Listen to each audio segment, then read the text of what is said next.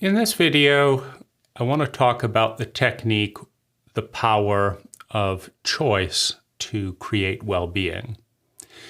And I'll start with the friction point, the spark that leads into this conversation. Coming out of the bathroom, I looked at the array of 3 necklaces that I hang on little doorknobs of a set of cupboards, and I chose which necklace to wear to a client presentation today on landscape design. And as I chose, I tuned in which necklace feels right, which necklace has the energy that I want to bring into this meeting. Now, what if there was only one necklace or no necklace? If there was only one necklace or no necklace, then I would not have tuned in because the choice wouldn't matter. Meaning, if I walk out the door and pause and say, should I wear a necklace today? Yes or no? I'm not going to do that if there's no necklace to be worn. That's the first choice. And then secondly, if I walk out the door and there's only one necklace, I'm not going to spend any time attending to that choice because it's meaningless. If I want to wear a necklace, it's that one. Whether it's the right one, whether it isn't, etc., etc. Now, I noticed something similar with romantic relationships, that the quality of the relationship increased when much of the relationship had to be chosen consciously by both people in order to continue. Now, if we take the necklace experience and extrapolate it out, if you live with someone and are in a monogamous relationship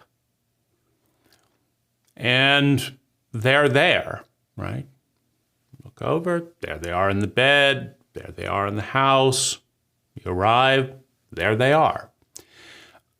There's not going to be a lot of thought about who would I like to most see today. That's not really a relevant question, because whether I want to see or don't want to see, or want to see it this place or want to see it that place, I'm going to see my spouse. There's no awareness, there's no questioning. Now, contrast that with living in 2 separate houses in a somewhat open framework. I say somewhat because the point in applying this technique is to choose, right? Which means one must have the ability to choose. Now, theoretically, I could, call up my spouse and say, would you mind disappearing for a few days so that I can notice whether or not I would like you in the house? But that doesn't have a very nice ring to it, right? So I'm not going to do that. So I'm not going to ask myself on a daily basis, would I like to arrive home to my spouse? Would I like to arrive home alone? Or would I like to arrive home to somebody else? Right? So in choreographing this, because I went through a 4-year relationship that was a really good best friend relationship with one woman. And then within the context of that relationship, there was a certain amount of openness. And it kind of worked like this. There was no one that we enjoyed spending time with more than each other, right? I would look over at her and think, there's no one I'd rather spend time with more than Francine. Her name was Francine. And I would go out and meet other people because, for whatever reason, Francine and I did not connect deeper around sexuality. So we could masturbate side by side. We loved cuddling, but it didn't create any flow, and in fact created a little bit of disconnect to actually have intercourse or to get too attached sexually. And this wasn't a rational thing. We had tried having sex a few times, and she was a little bit more open and a little bit more interested in it than I was.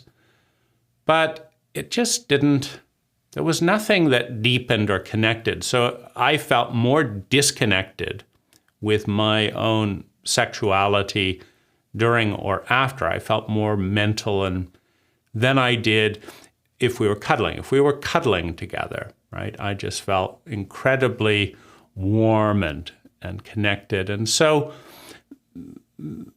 for whatever reason, for a more sexual experience of sexual connecting, I would find that in other lovers. And she did too, right? She had a number of men interested in her. And so we prioritized the relationship because it was the best relationship. There was less friction, more flow, more value, more attunement, and more fun than any other relationship. In fact, any other relationship in my life, it's kind of it was a co-created, very high conscious relationship that we designed, right? And I think that's a lot of it, right? Because we're on this subject of choice. And when Francine and I got together, we chose the protocols of every area of our relationship. And it took us about 1 hour a day of designing and 3 hours a day of exploring the implications of the design, living the design. So we would, spend, 3 hours a day together, and about 1 hour of it would be tweaking our protocols. And then the other 2 hours, we would live the protocols. Like we might work on how to invite something. Like if I want to do something, what's the best way that we want to invite something in our culture, in our relationship? Because it's a microculture, right? A culture is just a habit, a series of agreed upon habits. And, most habits in American relationships are incredibly unconscious, yield very low value, right? It's a culture with room for improvement. And so we took every little bit. Like, how do we invite something? Well, I would like you to invite this in this way, and I'd like to invite this in this way. What do you think, right? And so we'd work on that for an hour, and then for 2 or 3 hours, we would live it. And we'd and then the next day. And so when we weren't trying to hit flow right off the bat. We were aiming for clarity on the design. Now, if you're getting to know and back and forth and how is this, that's not flow. That's not peak fun. You could consider it the process of engineering a car, right? I want this car to have excellent suspension. Not like this rattly thing over here and that bumpy thing. I want exceptional expansion. So what we're going to do is we're going to spend a whole month trying different suspension, different oils, different this. We're going to try a whole month of that until we get the suspension excellent. Then we're going to move over to steering, then acceleration, then noise buffering, right? We're going to get the noise down.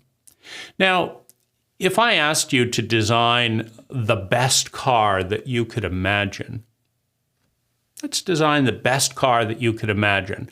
And because we're going to ride in the car together, let's design the best car I can imagine. And let's look for the synergies. Like anytime you have a better idea than I do, let's use your idea. And anytime I have a better idea, let's use my idea. Like if the idea is noise buffering, I don't want to hear the highway and the sirens and all that, and I want to have a very quiet experience inside the car, then it's an objective metric, right? You listen, put this, you put the sound detector in there, and you say, well, this is creating 30 decibels, but if we change this material, well, it goes down to 20 decibels. Do you hear that? I hear that, right? 20 decibels. Well, that's a 30% improvement in noise reduction. Do you have anything better than that? Great, we'll use this, right?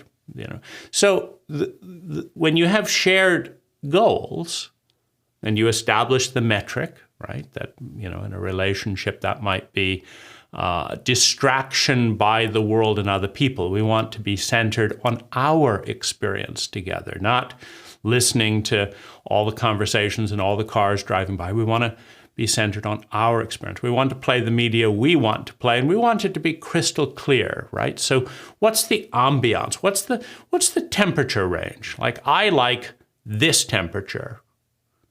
And if it goes below here or above here, I get distracted by the temperature. Like, I hate dry stuff in my nose. I want temperature from here, not here, right? So these are design elements. And a relationship, a car, right? I mean, how long does it take a car company with the best techniques? Like, how long does it take a Tesla to design a car? And they'll spend a good year, at least a year, because even though a car doesn't have feelings, even though a car doesn't have thoughts, even though a car doesn't have consciousness in the way we think of it, it still takes a year to design something that's pretty well established, right? And they don't go to work at Tesla and say, yeah, I don't feel like building a car today. Let's watch Netflix. No, it's a discipline, right? If you want to create the safest cars in the world, if you want to create something excellent, you don't expect or demand the creative process to be, to just happen magically, right? Tesla didn't happen magically. It happened with 100-hour weeks by Elon Musk. It happened by hundreds of billions of dollars of capital infusion. It happened by effort, by faith, by discipline, by really, really hard work by smart people. And then we have some of the safest cars in the world. some of the most powerful cars, some of the fastest cars, right? And so what Francine and I did was we spent 3 months not taking short-term profits. Like, what's a short-term profit in relationship? I want to meet you, I want to get high, and I want to have sex with you, and I'm good, right? If somewhere in the mix of that we burn things out, if somewhere in, if that's as good as it, that's fine. I'll just go do that with somebody else, right? That I'm good with that. I want short-term daily profits that are high. And I don't really have much of a vision beyond that, right? I don't want to think about endings. I don't want to think about development. I don't want to think about what does good fighting look like. I just want to, let's have a little bit of cocaine. I'll have a drink or two. I want to do some dancing. I want to get on my nicest outfit, this, that, and then I want to go fuck. And in a nice hotel that I can't afford, and then we've kind of done that, right? And that's a daily, that's a CEO that's trying to optimize for daily returns. And the trouble when you optimize for daily returns in a company is you get profits from selling the company, copier. We got this land. We would make a lot of money if we just sold this land. Well, let's get the high up today, right? We'll just sell the office block today. We'll have all this money. We can tell our shareholder we made, $20 million today. Just in one day. Just imagine. But how are you going to sell your office every single day, right? And now nobody has a place to work. And so you get your best, companies that have, you get your best cultures, right? Remember those cultures 500 years ago that thought about 7 generations? When they made a choice today, they thought about 7 generations. Is there anyone alive in the West that's thinking about 7 generations, right? Remember those companies that talked and wanted to have a lifetime of growth and innovation and all of that? And now we have companies that want quarterly returns. I want to do this and do this that hurts the long year. It hurts the probability of survival, but it's going to get me a good quarter, and then I'll get my stock bonus, and then I can sell it before all of my poor decisions tank the company, and everyone gets laid off. But I want a high quarterly return, right? Well, Francine and I weren't interested in daily returns or weekly returns. We were interested in creating a conscious culture that lasted, that was solid. We wanted to inform our intuition, and then we wanted to grow the relationship. And so we made choices about everything. How do you want to give gifts, Francine? Well, I don't know. I've never really enjoyed gifts, right? Well, that's probably because the way our culture gives gifts doesn't work for you. Make sense? I mean, in the abstract, if someone could receive amazing gifts in the best possible way with no side effects, is anyone not interested in that, right? So it just means that, you're not into gifts, means you're not into the way that this cult gives gifts. So let's design a new way. Let's design a way that 10x's that return, right? It's amazing to give gifts and amazing to receive gifts. And then let's figure out how they can be engineered to flow, right? You know, and this isn't natural, right? I didn't wake up with a dream and suddenly know the perfect love language to love Francine. She didn't either. No one ever has, right? I've yet to meet the person that had a gestalt and knew how to love me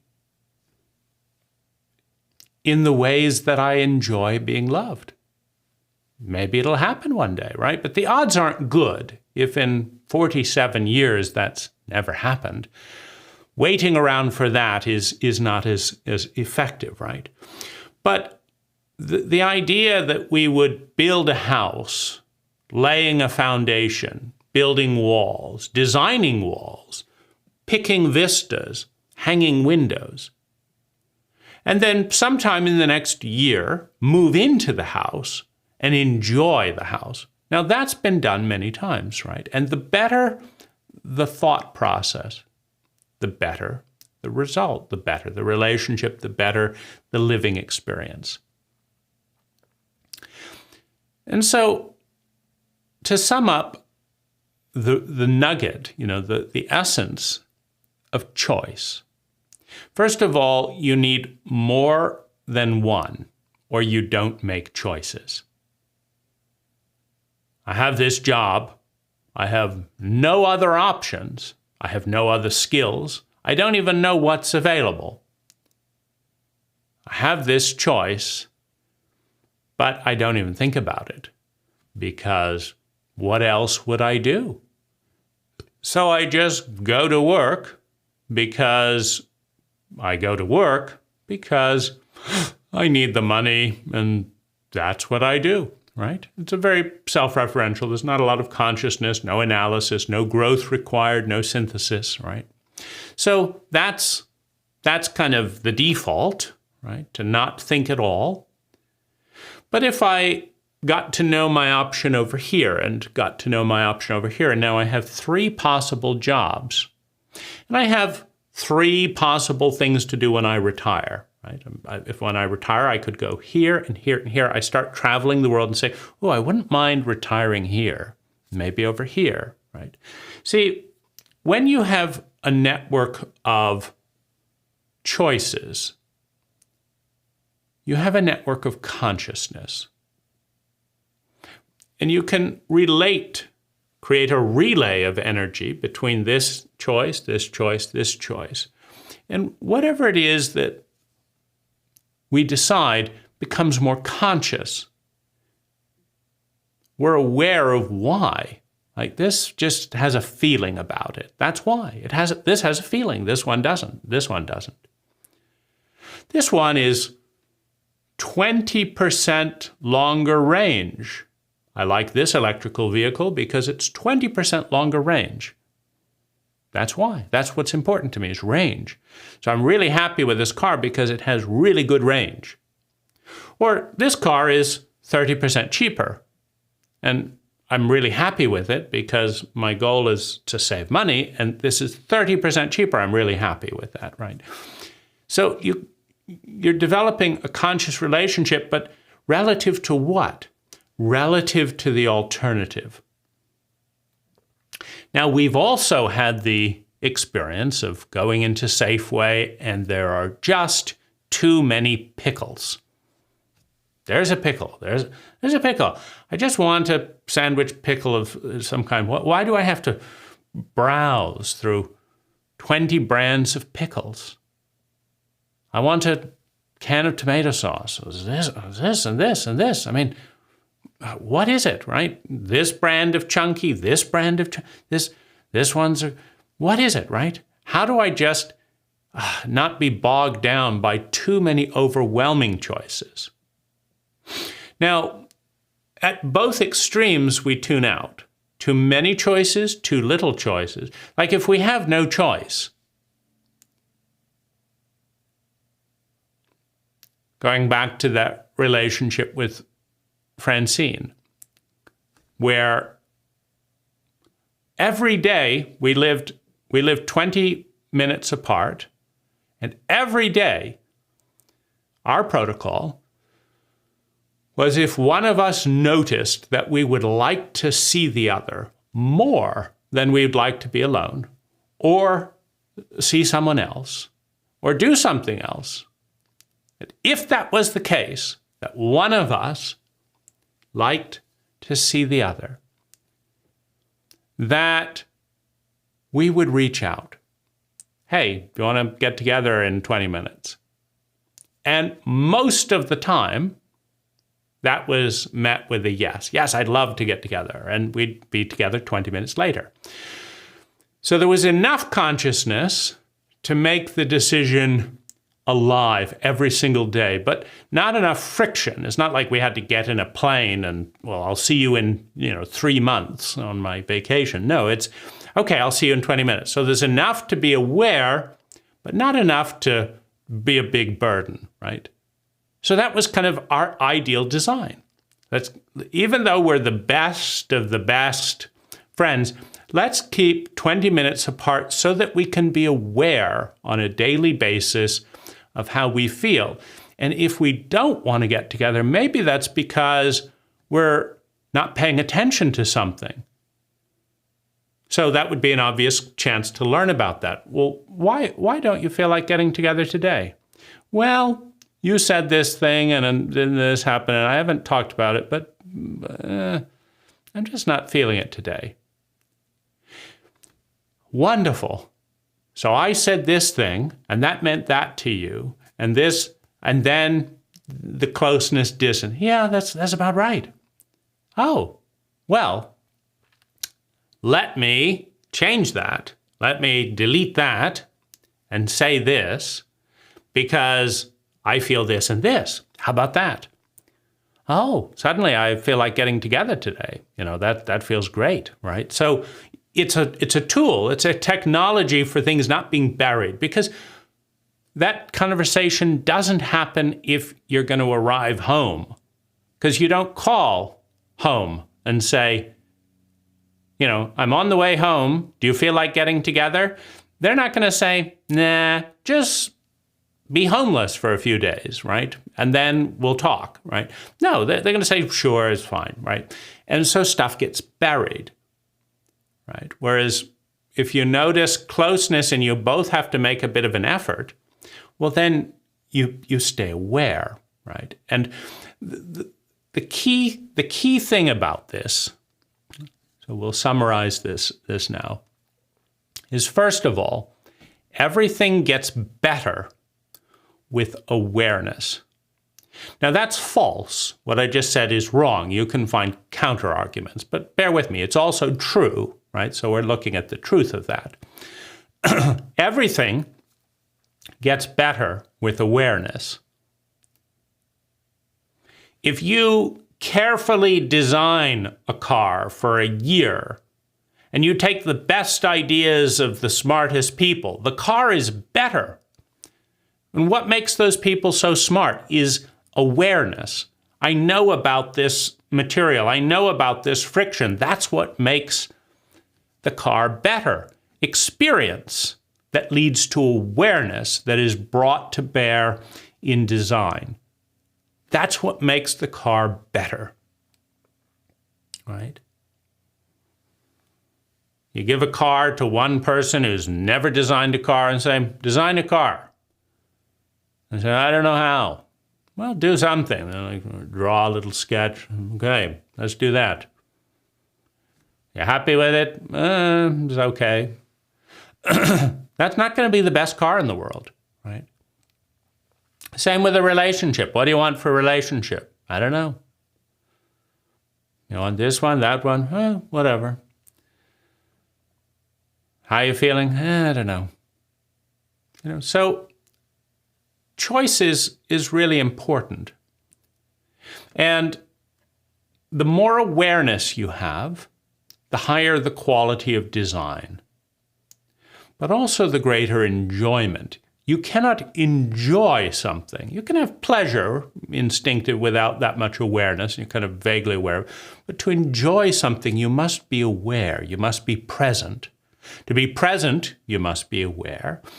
And to be aware, you must have distinctions.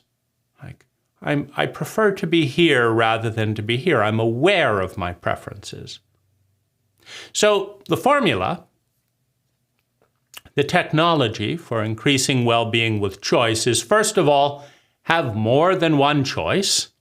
Second of all, don't have so many choices that you can't track them. Now, usually that's 20. The human brain is pretty small, right? We can't remember that many 20-digit numbers, right? So that's not a number with feelings, right? That's just a number. Well, should I have this relationship or any of these other 20? It's probably too much, right? We're pretty good at 7 or less, right? So have 7 choices, 3 choices. Like 3 necklaces is enough for me. Actually, I have 4, but that just tells me that the other 3 are my favorites, right? Because I never pick the 4th, right? So have enough choices that the choices are meaningful, not so many that they're overwhelming. Bring awareness into how and why you're making the choices, and you will make better choices, right? Make better choices, make them more consciously, and you will enjoy the reality more. Good luck.